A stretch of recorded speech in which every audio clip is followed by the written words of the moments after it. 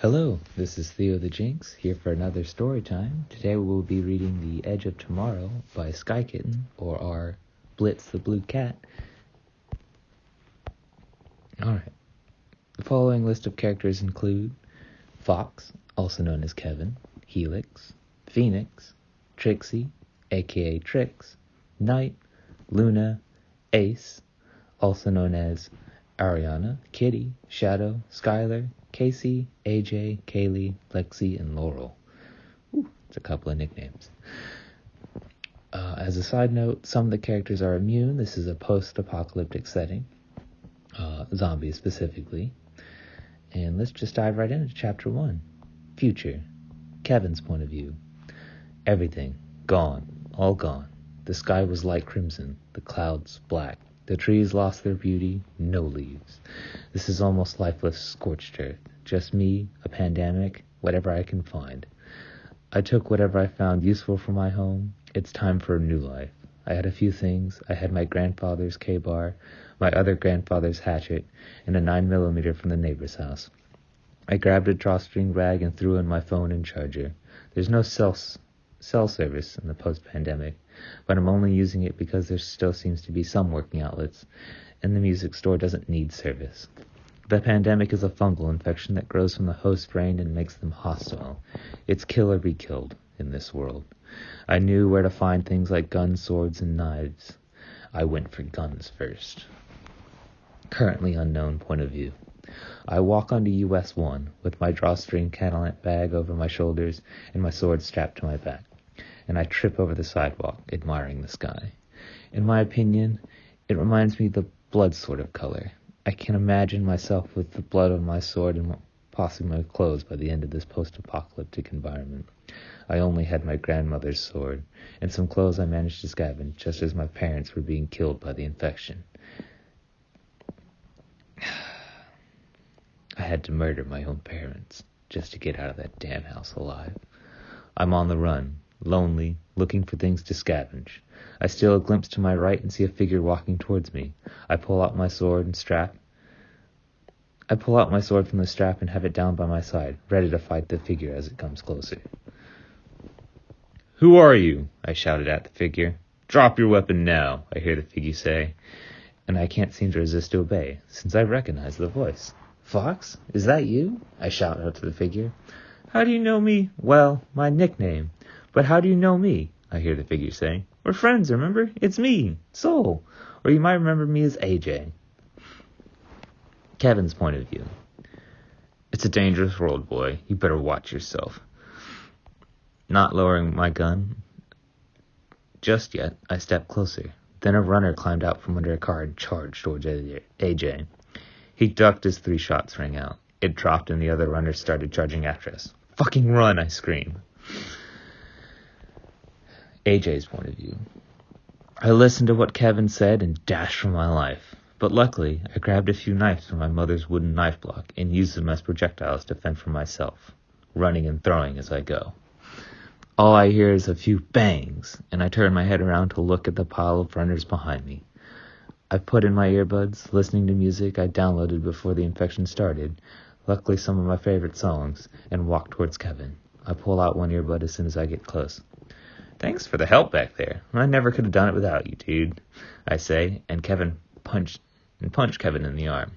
"Hey, I just saved your life, and you're talking like it was nothing. What the hell is wrong with you?" Kevin said. I chuckle and say, "I had to kill my own parents and most of my friends from school when I went to scavenge there. You're the first friend of mine that hasn't been infected yet." I start to have tears come out, but hold them back. Unfortunately, Kevin notices. "What's wrong, man?" he asked. "Just having memories of my parents and the fun times we had," I say, about to cry. "It's good, dude. I had to do the same. Now we have to get to Skies. We have to find out if she's survived," Kevin said. "Understood," I said, forcing the tears back and walking off onto Main Street with Kevin. It seems like an eternity, because nothing comes out, but eventually we make it to Skies, the neighborhood filled with houses. I hold up my sword and take cover under a window. I look inside and signal for Kevin that it's clear as far as I can see. He seems to understand because he walks up to the door. same stance as I met him in, almost being killed, and opens at the door quietly. I follow silently behind and have my sword out, ready to fight. I get ready to fight as soon as I see a shadow dash in front of us and into the dark house, the only light coming through the front door. Chapter 2. It begins. "Whoa there, Wolfie. It's just me. No need to be worried," I hear Sky's voice say. "Are you infected?" Kevin says calmly. "Not as far as I know, dude," Sky said. "Wouldn't I know before we got to this stage?" Not exactly. I found AJ here walking on US1 and a bunch of runners, so there were some survivors. Honestly, AJ, I didn't expect you to live this long," Kevin explained while I was listening to my music. "Hey, I have some talents, even if that doesn't include brawling," I say as my voice trails off. "I was messing with you, dude. Can't you take a joke?" Kevin said, shaking my shoulder. I suddenly lose consciousness and fall forward. I wake up in what seems to be a black, heavily wooded area. I look around to see where I am and try to get my bearings, the area. "Hide from them. Listen to my voice," something says, and I cannot seem to know where it's coming from. I pull out my sword and turn around, in a complete spiral. I couldn't seem to find where it was coming from until I lose consciousness again and wake up on Sky's living room floor. "Kevin, we need to head out.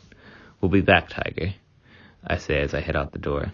"I'm the captain here, Wolfie. You follow my orders," Kevin said. "Whatever," I say, flinging up a hand behind me and continuing to walk off. I hear Kevin running up to catch up to me. "Why did you walk off like that, Wolfie?" Kevin asked, suspicious. "This neighborhood is so highly populated, dude. You'll surely be overwhelmed and killed. Whatever is bothering you, it needs to stop now.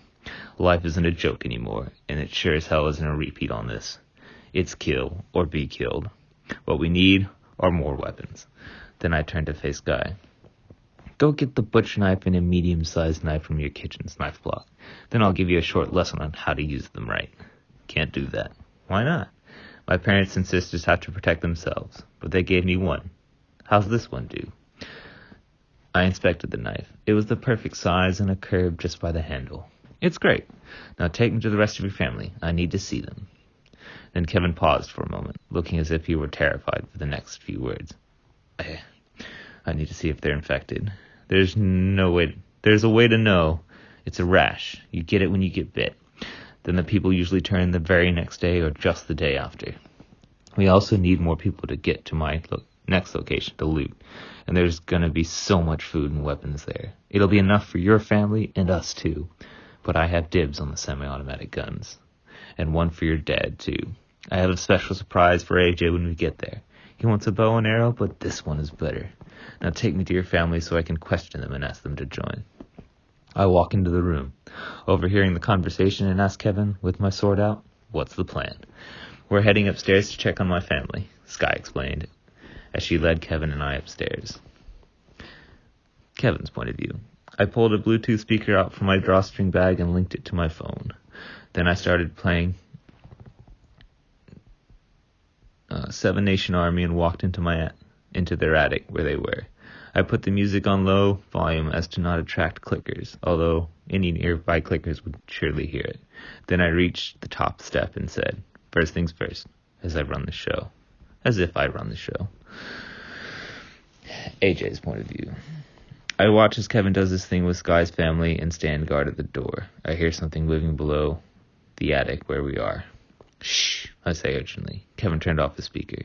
Sky grabs a weapon from the shelf in the attic, and I stand next to the attic latch, waiting for it to open next to me, so I can go all stabby with my sword. I keep an ear open as Kevin continues to do his work as what I think the infected... I keep an ear open as Kevin continues to do his work as what I think the infected is right below us. I hear a yelp, and I open the attic door, dashing down as Kevin shouts behind me, "What the hell do you think you're doing, Wolfie?" I ignore what he says and dash into the room down the hall to the right. I am met with a gruesome sight. Cassie, a friend of ours, is cornered in what looks like the master bedroom. There are 4 infected coming to her, and she seems to be unarmed. I charge the 4 before they begin to surround Cassie, throwing a knife into one's head and stabbing the other. It goes straight through, and I pull my sword out, decapitating it in a single move. As soon as I finished, I turned to Cassie, grabbed her wrist, and ran out. The infected started screeching loudly, clicking with which sounds that make my ears want to bleed as I run back into the attic. I came here with Sky. She let me hide here. We'll go ahead and stop there. We'll do this in 2 chapter bursts. But things are really starting to kick off. Looks like they're not alone in the house. I'll see you next time for Theo's story time on The Edge of Tomorrow by SkyKitten, Art Blitz.